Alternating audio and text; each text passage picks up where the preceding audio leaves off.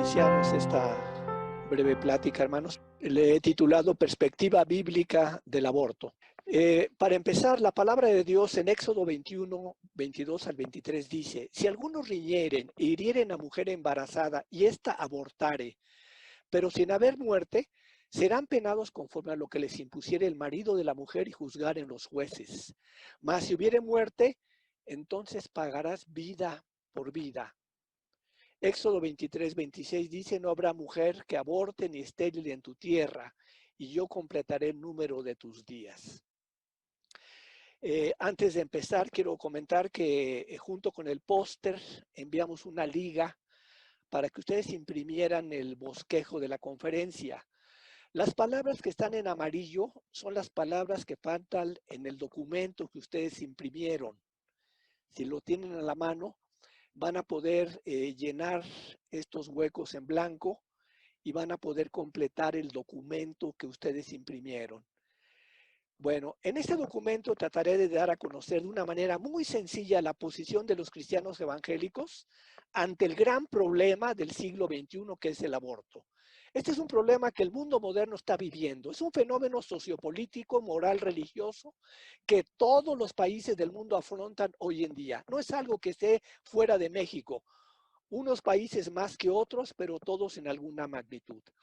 Para iniciar debemos contestar la pregunta: ¿qué entendemos por el aborto?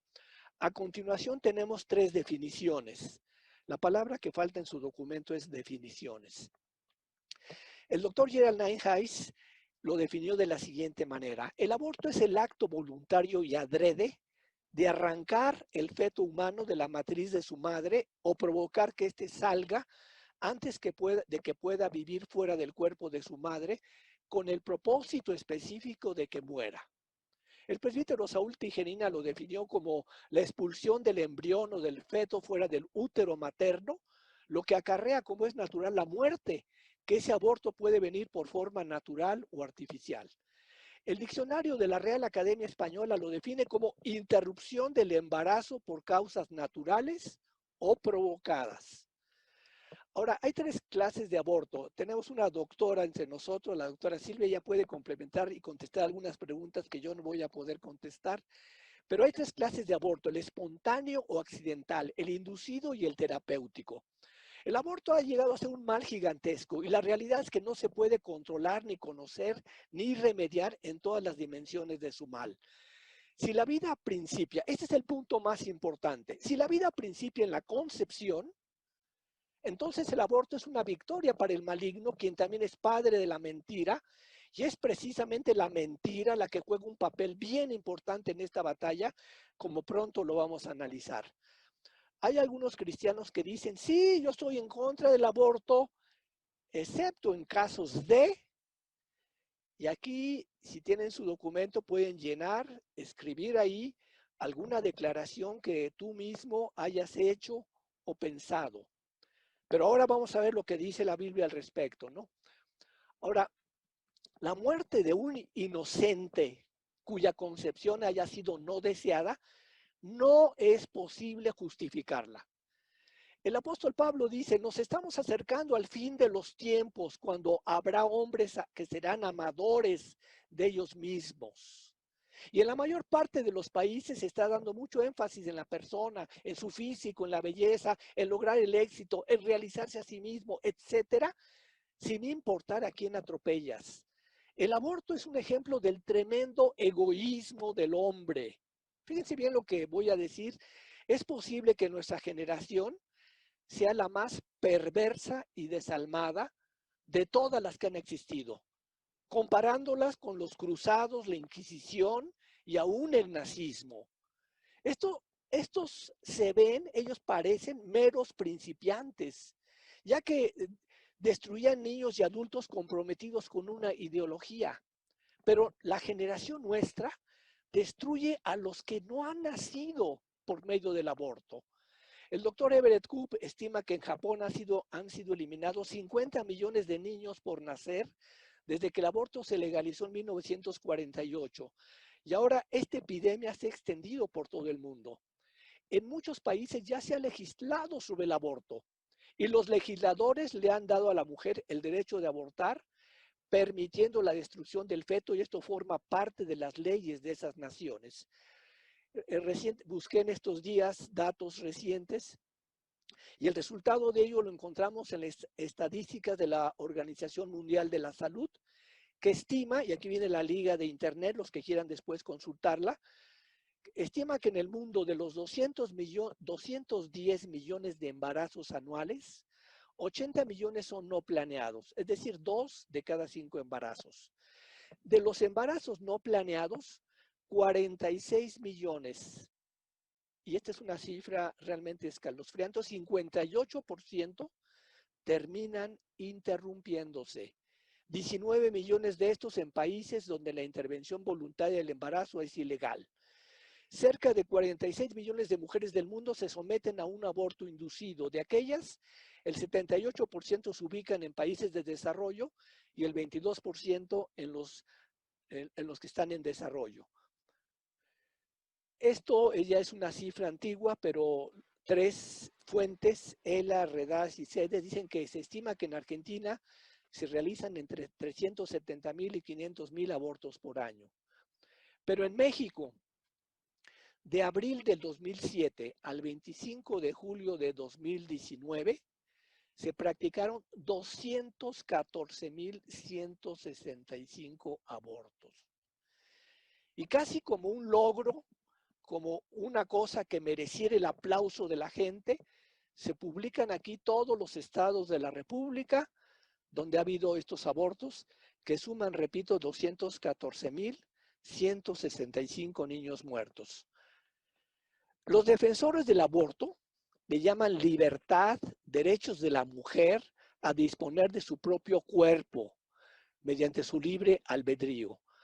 Ahora, antes de seguir adelante, quiero dejar claro en sus mentes que como creyentes en Dios, entendemos que hay varios aspectos involucrados en el tema que estamos tratando.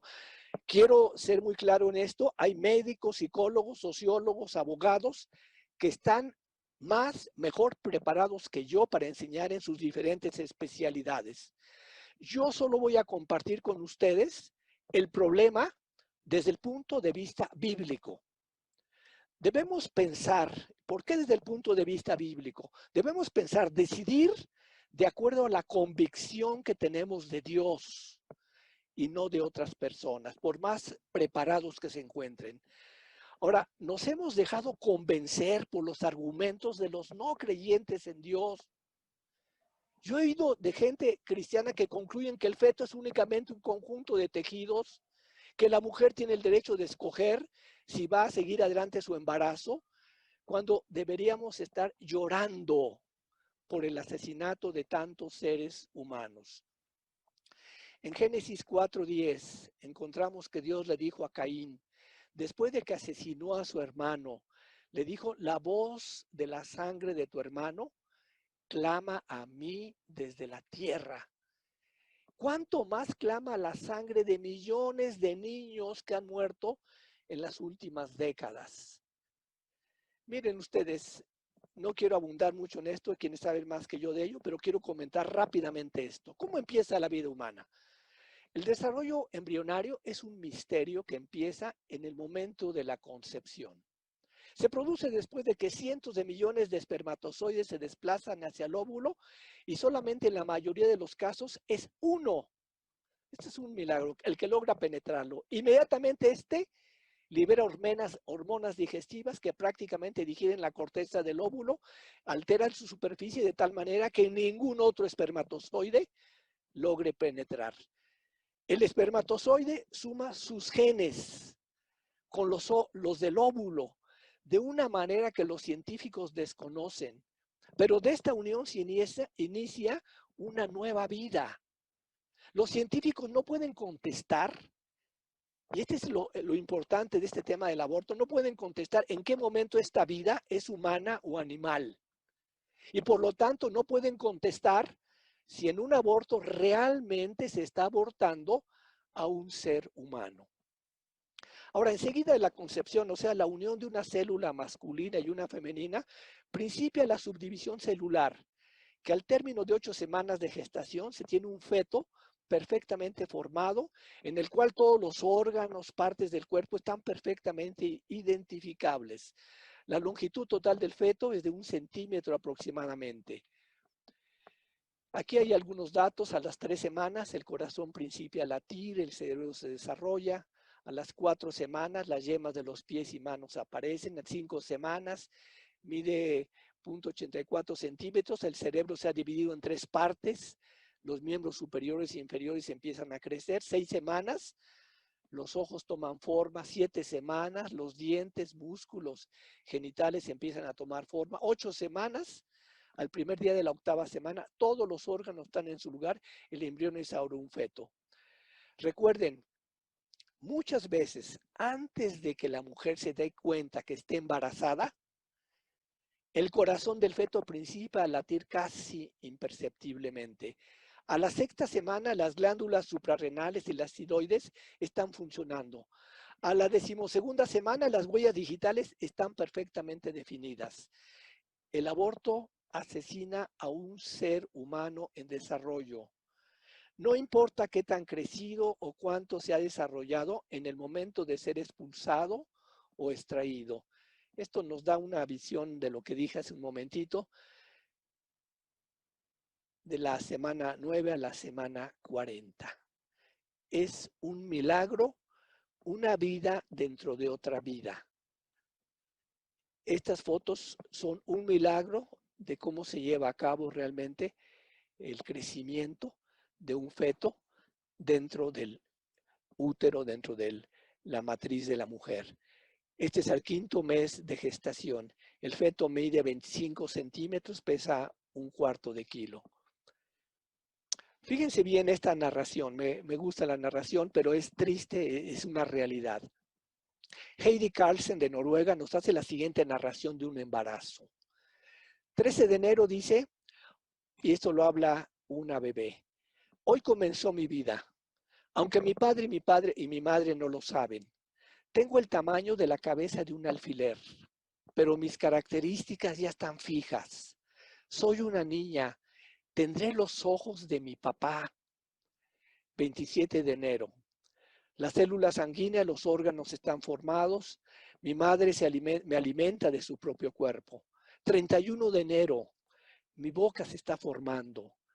En un año podré reír cuando mi padre y mi madre jueguen conmigo. Mi primera palabra será mamá. 2 de febrero, mi corazón está latiendo, podrá funcionar por años. 10 de febrero, se desarrollan mis dedos. Con mis manos podré trabajar y andar de la mano con otra persona. 28 de febrero, hoy el doctor dijo a mi madre que estoy aquí junto a su corazón. Seguro que ella está muy alegre. 4 de marzo, es obvio ya que seré una niña. Supongo que mi mamá y mi papá ya están buscándome nombre. Qué lindo será oír mi nombre. 7 de marzo, casi 2 meses. Todos mis órganos existen, estoy creciendo. 9 de marzo, ahora tengo pelo en la cabeza y en las pestañas. Es igual al pelo de mi mamá. 22 de marzo. Pronto podré ver la luz, los colores, las flores. Será glorioso. Pero más que todo quiero ver a mi mamá. En solo 6 meses la veré. 2 de abril, mi corazón ya está totalmente desarrollado. Algunos niños nacen con corazones defectuosos y sus padres hacen todo lo posible por salvarles la vida. Gracias a Dios que mi cuerpo y mi mente están sanos. 6 de abril, hoy mi madre decidió matarme mediante un aborto. Hay quienes argumentan a favor del aborto. El aborto inducido criminal desde el punto de vista cristiano no tiene por qué ponerse a discusión. El aborto por necesidad o terapéutico es el que ha levantado una gran controversia. Ha dividido a la sociedad en 2 grandes bandos de manera efectiva y consistente. Los que están a favor del aborto por necesidad sostienen que los niños que son resultado de violación, incesto o defectuosos o deformes, rubiola, talidomida, etcétera, deben abortarse. argumentan que realmente no tendrán vidas que valgan la pena vivir y que casi todos estos abortos son para remediar cualquiera de estas situaciones. En la revista Prisma hace algún tiempo salió un artículo de una mujer que estaba embarazada, le dijeron su hijo va a nacer sin cerebro. Lo mejor es que usted aborte. Y ella se encontró en una situación realmente crítica, realmente difícil. Habló con su esposo, los dos creyentes, y dijeron vamos a aguantar esto hasta el último minuto. Y nació su hijo. Finalmente nació a los 9 meses su hijo. Nació y vivió cerca de 48 horas y murió. Pero esta madre dijo, tuve la bendición de que muriera en mis brazos, sintiendo mi amor, sintiendo mi cuidado. Le agradezco a Dios que por 48 horas me permitió tenerlo y amarlo. Hay quienes argumentan, como decía, que realmente no tendrán vidas que valgan la pena vivir, que casi todos estos abortos son para remediar cualquiera de las situaciones.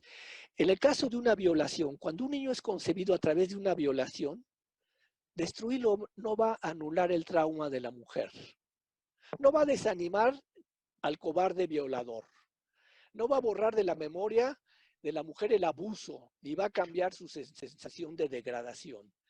Debemos recordar que la mitad de ese niño pertenece a ella, es de su familia, no importa quién es el padre.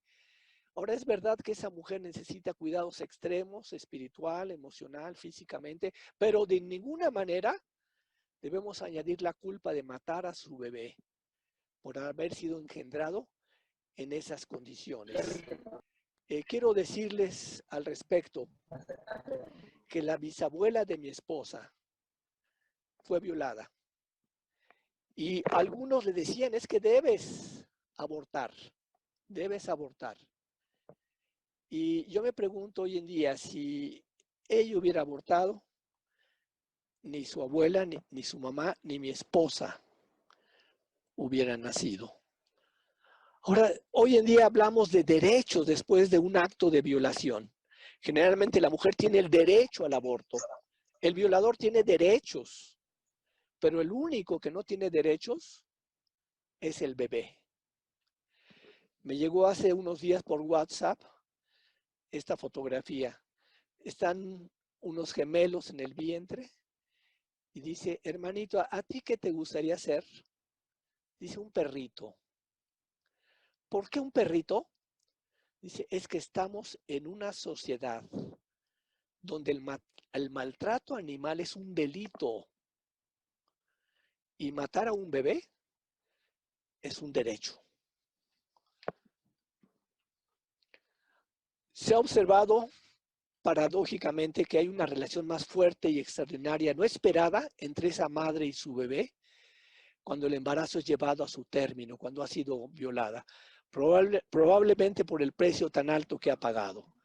Ahora, ¿qué hay en cuanto al aborto por incesto?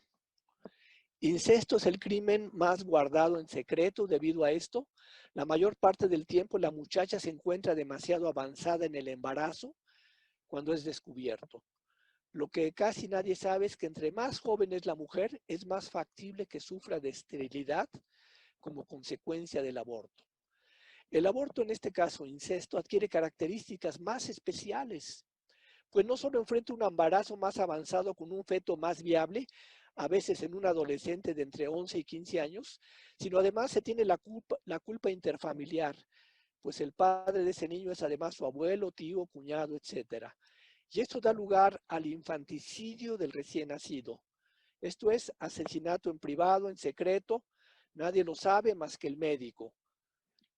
Se sabe que en algunas ocasiones, cuando el bebé que está severamente dañado o deformado, es decir, cuando se dan estas condiciones, que viene mal el bebé, y aunque no es legal, bajo ninguna circunstancia se deja morir al bebé de hambre.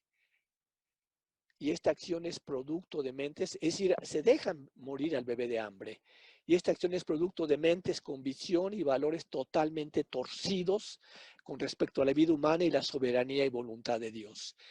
El Colegio Americano de Ginecología y Obstetricia cambió su definición de embarazo, de periodo entre la concepción y el momento del nacimiento, a periodo entre la implantación y el nacimiento, para que entonces libremente, sin escrúpulos ni barreras de ninguna clase, psicológico, espiritual o emocional, se puede insertar el dispositivo YUD para que este dispositivo impida la implantación del óvulo fertilizado en el útero que ya se ha preparado para recibir al óvulo. Desde este punto de vista, el YUD es un microabortivo. Fíjense bien lo que sigue. Los zoólogos y biólogos, esto es alguna cosa que debe llamarlo la atención, dicen que la vida se inicia desde la fertilización y termina con la muerte, ya sea que se trate de una lombriz, un mono, una zorra o una paloma. ¿Será diferente con el hombre? El embarazo principia con la fertilización o concepción, no con la implantación. Este cambio en la definición que se ha adoptado es falta de integridad, de honestidad, de ética profesional por parte de nuestra generación. El médico, mediante este proceso de racionalización, se ha transformado en el verdugo de los recién nacidos y actúa en nombre, en autorización de la sociedad. Un hecho muy difícil de entender. Fíjense bien, en muchos países, en Estados Unidos, en algunos estados de la Unión Americana, una menor puede abortar sin el consentimiento de sus padres, pero no puede agujerearse las orejas sin el consentimiento de ellos. A este extremo hemos llegado. Ahora, el aborto en cifras tan crecientes no puede seguir efectuándose impunemente sin que traiga consecuencias atroces para una nación, pues el asesinato a gran escala se va a reflejar en el mediano y largo plazo. Desde otro punto de vista, las personas piensan en el aborto como una solución a la problemática del tiempo en que vivimos, las circunstancias de crisis en la sociedad que hace imposible o poco agradable o complaciente llevar el embarazo a término por ser madres solteras, por embarazo criminal o por conveniencia y decisión de los esposos, por problemas económicos, porque ya hay demasiados hijos, por salud de la madre, etcétera. Aún yo he escuchado a algunos creyentes que declaran a veces es que es muy difícil educar y crear hijos. Como justificación se habla de la excesiva violencia que vivimos hoy en día, de la sociedad materialista de consumo y aún del sistema social, político y económico que les espera. Instruir al niño en su carrera no es fácil, pero las escrituras están llenas de ejemplos de niños que fueron educados en situaciones difíciles. Estos casos nos enseñan a esperar la asistencia de Dios en la educación de nuestros hijos en estos días malos. Pero vayamos al tema que nos ocupa en esta noche, la perspectiva bíblica. ¿Cuáles son las respuestas bíblicas, teológicas que tenemos a la problemática del aborto? ¿Qué tenemos que decir como iglesia cristiana reformada, como iglesia nacional presbiteriana, ante esta realidad social y moral que estamos enfrentando? Vamos a ver, si creemos que el universo es obra de la casualidad, pues no hay problema. No hay problema con la dignidad del hombre, con el valor del hombre. ¿Por qué preocuparnos? Pero si creemos que el hombre fue creado a la imagen de Dios, que es un ser único dentro de la creación, entonces debe ser protegido a lo sumo a lo largo de toda su existencia. El suceso de la encarnación, fíjense bien, como está contenido en las Sagradas Escrituras, no deja lugar a dudas con respecto a dónde se origina la vida. Miren, en Mateo 1:20 encontramos que el ángel le dijo a José: no temas recibir a María tu mujer porque lo que en ella es engendrado del Espíritu Santo es. Y dará a luz un hijo y llamará su nombre Jesús, porque él salvará a su pueblo de sus pecados. Hermanos, desde el momento de la concepción, desde la misma concepción, Dios trabaja en el ser humano en formación. Dios bendice desde el vientre Fíjense bien, desde el vientre Dios bendice a aquellos que son llamados por Él. ¿Por qué? La Biblia trata al bebé como persona humana antes de que nazca. Repito, la Biblia trata al bebé como persona humana antes de que nazca. Miren, les voy a dar un ejemplo en la palabra de Dios. En Lucas 1:15, el ángel le dice, dice, será lleno del Espíritu Santo. Bueno, habla de Juan el Bautista, perdón. En Lucas 1:15 habla de Juan el Bautista y dice, será lleno del Espíritu Santo aún desde el vientre de su madre. Desde el vientre de su madre será lleno del Espíritu Santo. O sea, como persona, como persona. La Biblia dice entonces que el bebé es una persona, hermanos. En Lucas 1:41 al 44, fíjense, esto todavía es algo tremendo. Encontramos que cuando Juan el Bautista tenía tan solo 6 meses, estaba en el vientre de Elizabeth. Voy a leer el pasaje bíblico porque es muy importante. En aquellos días, levantándose María, fue deprisa a la montaña, una ciudad de Judá, y entró en casa de Zacarías y saludó a Elizabeth.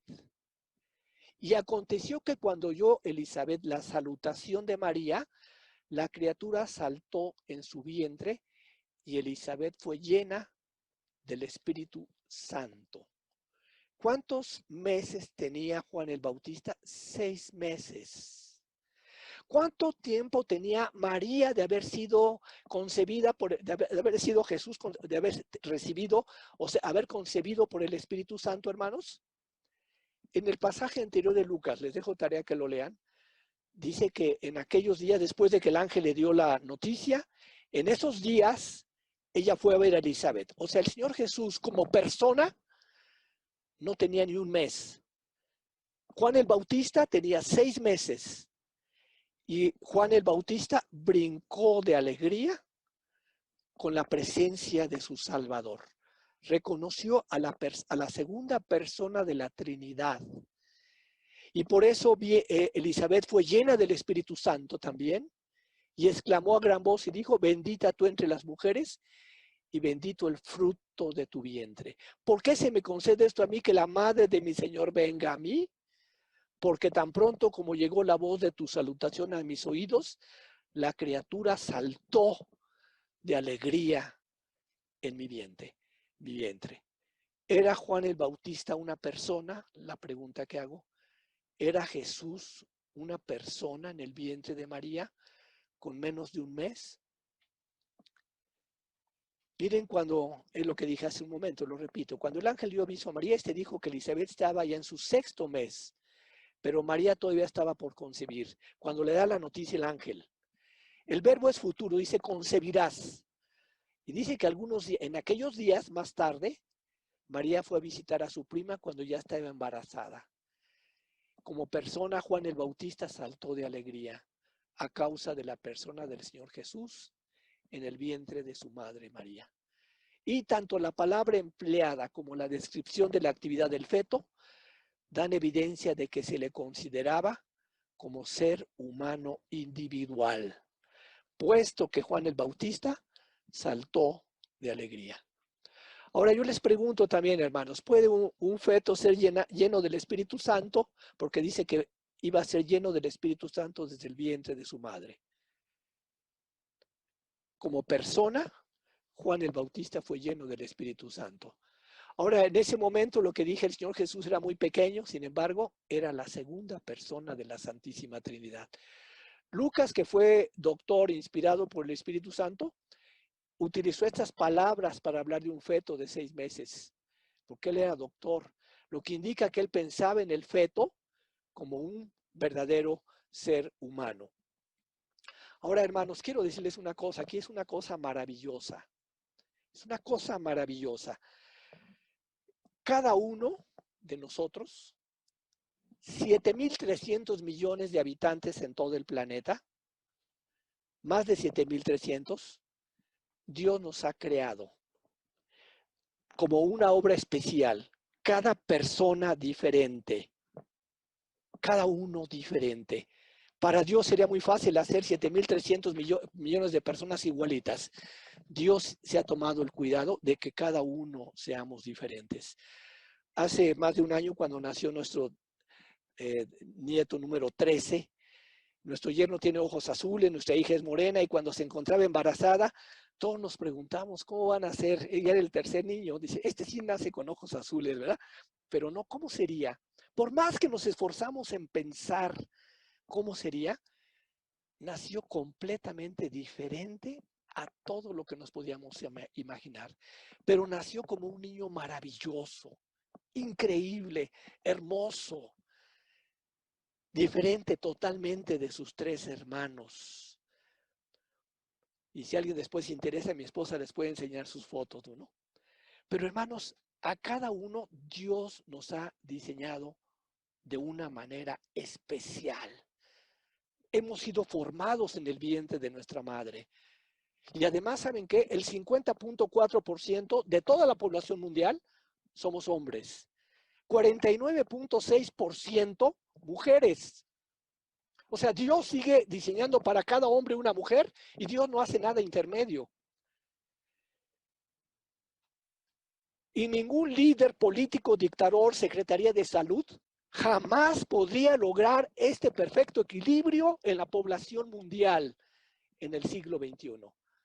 Dios sigue obrando en el vientre de las mujeres en el siglo XXI.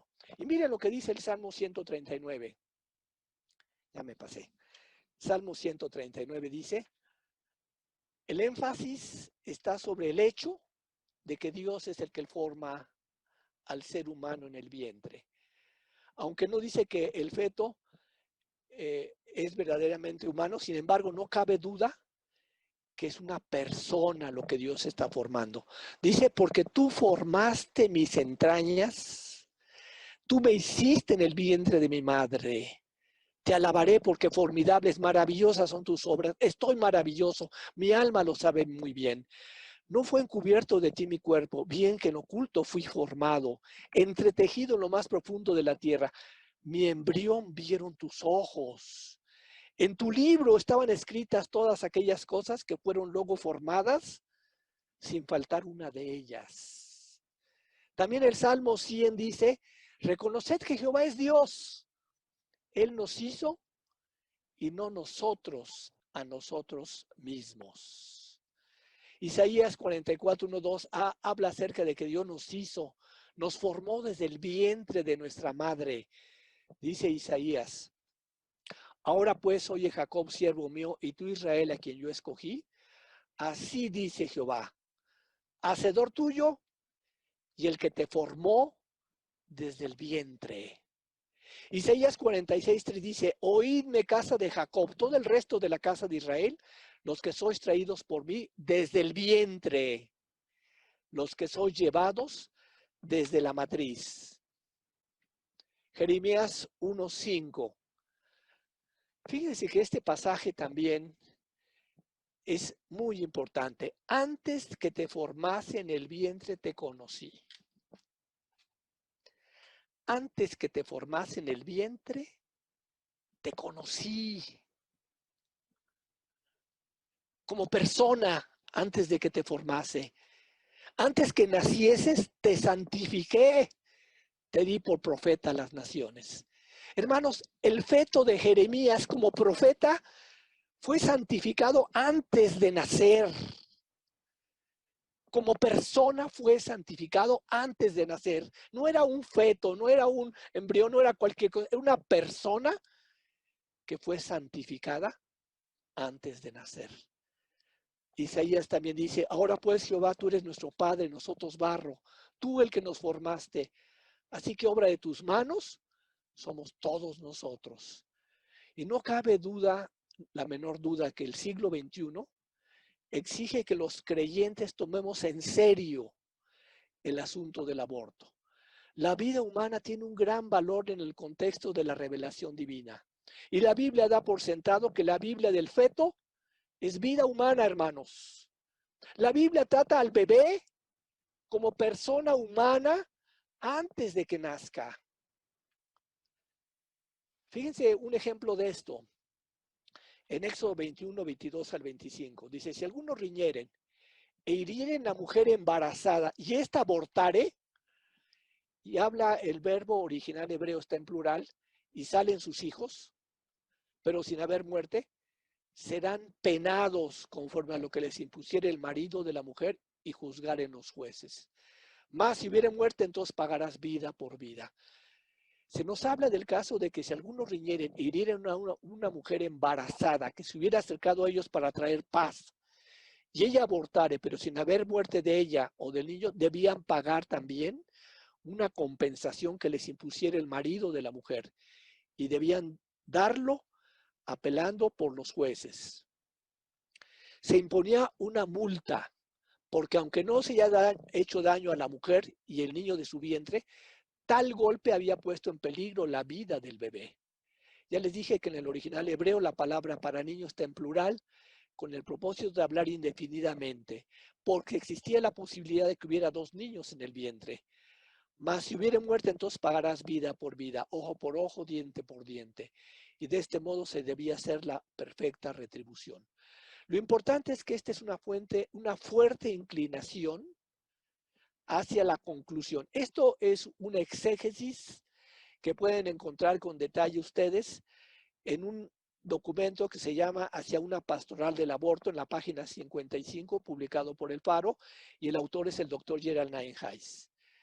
Y dice que esta es una fuerte inclinación, lo dice el doctor Nienhuis, hacia la conclusión de que la Biblia considera la vida fetal como la vida de una persona humana, ya que no se puede, a base de consideraciones lingüísticas o exegéticas, excluir en este pasaje ni a la madre ni al hijo, por lo que si hay muerte se debe aplicar la ley que tiene que ver con la vida humana.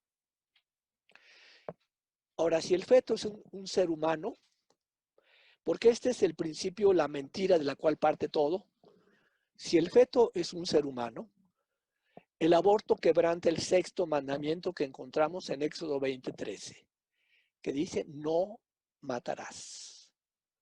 Jeremías 1:5 dice, antes que yo te formase en el vientre, te conocí. La formación en el vientre era la formación de Jeremías, profeta santificado, no de un feto que un día posiblemente podría haber llegado a ser un profeta. La manera en que la Biblia trata la formación del feto es como de una persona. Una persona. Cuando la Biblia habla del acto de engendrar o concebir, se refiere al principio de todo el ser humano, no solamente de una parte de él. En ocasiones lo menciona hasta con nombre y aún el sexo de la persona está determinado en el comienzo de la vida.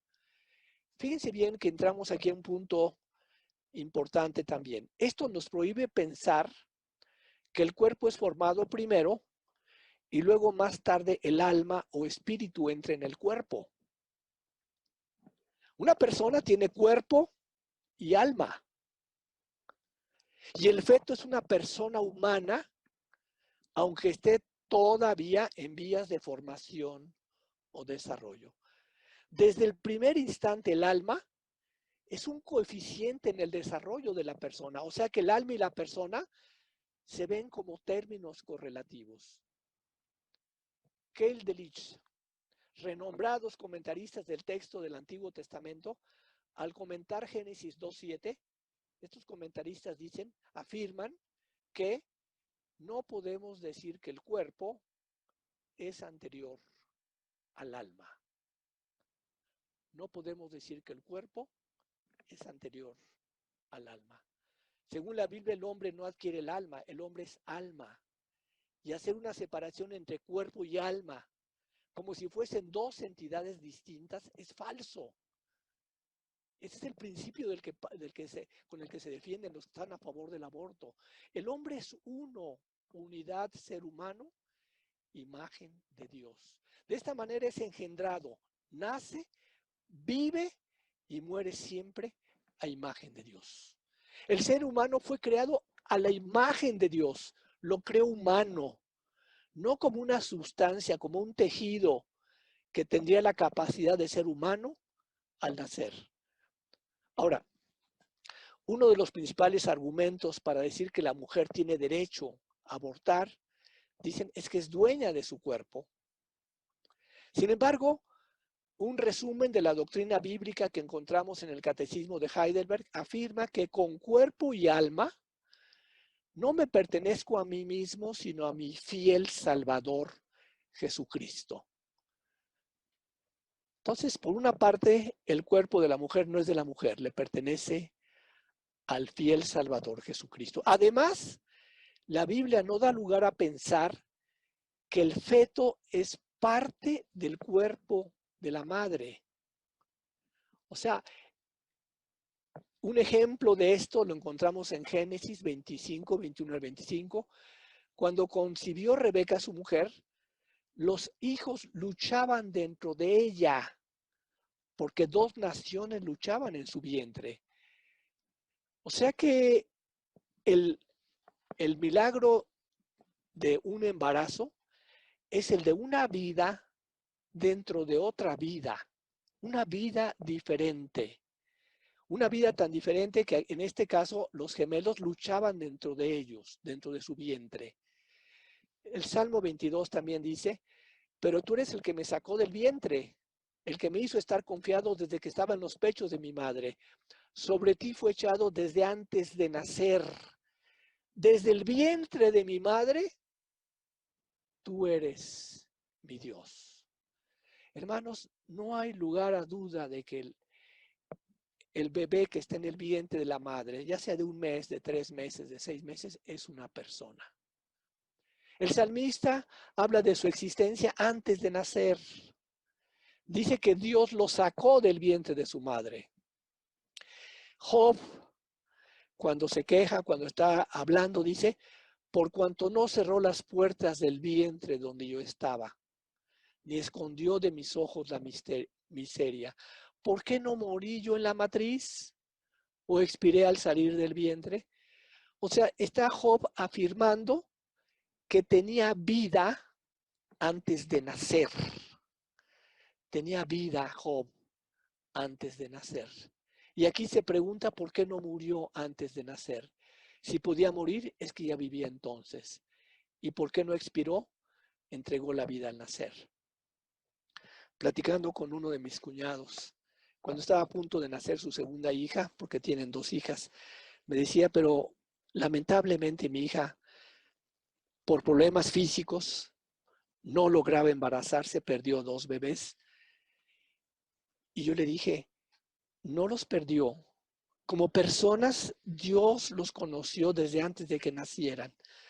Dios los conoció cuando estaban en el vientre, antes de que, por razones fisiológicas, por problemas, hubieran fallecido.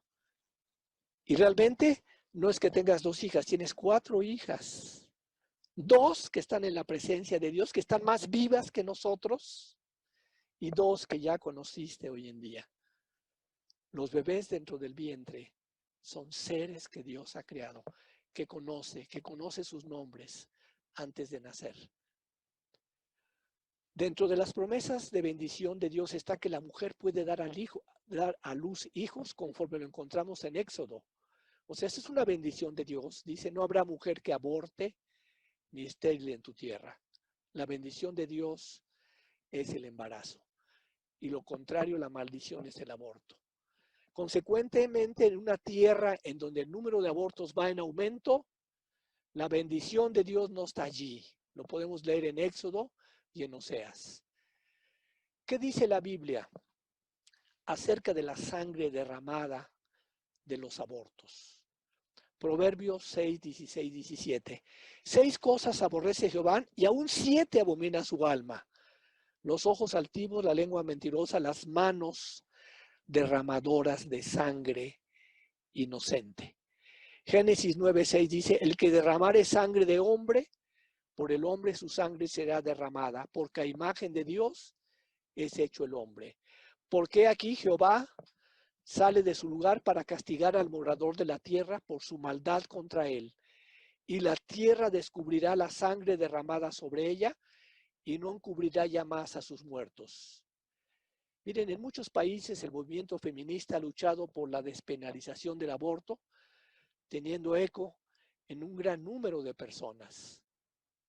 La realidad es que el aborto es un mal gigantesco presente en nuestra sociedad civilizada, entre comillas, del siglo XXI.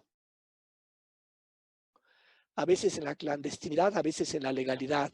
Es un mal existente que tiende a ir en aumento. Las causas no son solo fallas individuales, ni falta de cultura, ni de educación sexual, ni de normas éticas, sino surge de un profundo cáncer totalizador de una sociedad estructurada en diferentes moldes, que lleva consigo las raíces económicas, sociales, políticas, mercantilismo, desfachatez, inmoralidad, y todo bajo un mismo rubro: carnalidad, maldad, pecado y falta de armonía con Dios y con el prójimo. Incluyo, hermanos, como una persona, y tenemos que tratar con el feto con respeto, como con cualquier persona, como con cualquier vida humana, y aplicarle las reglas que se aplican a la vida humana. El feto no es un apéndice del cuerpo de su madre, es otra vida muy diferente a ella dentro de su vida. Es la vida de una persona más dentro de esa persona. El feto es otra persona que está siendo formada por Dios en su vientre. El vientre es el taller de Dios. Tenemos que juzgar el aborto, al igual que algún otro acto moral, en términos de la ética bíblica, aplicando dos reglas básicas. Uno, de acuerdo con el amor cristiano. Dos, para promover el reino de Cristo. En torno del reino de Dios está descrito en la Biblia, incluye el motivo. ¿Cuál es nuestro motivo, hermanos? Hacer todo para la gloria de Dios. Incluye nuestra forma de actuar. ¿Cuál es? Sed imitadores de mí como yo de Cristo. Para que esto dé como resultado, para que vean vuestras buenas obras y glorifiquen a vuestro Padre que está en los cielos. Si estamos en contra del aborto, tenemos que estar igualmente en contra de las causas que lo provocan. Tenemos que tomar posturas en cuanto a las situaciones sociales que hacen que el aborto sea un problema actual. Les dejo en el material después la bibliografía, hermanos, para que puedan ustedes consultar y abundar en el tema. Son 23 libros de bibliografía.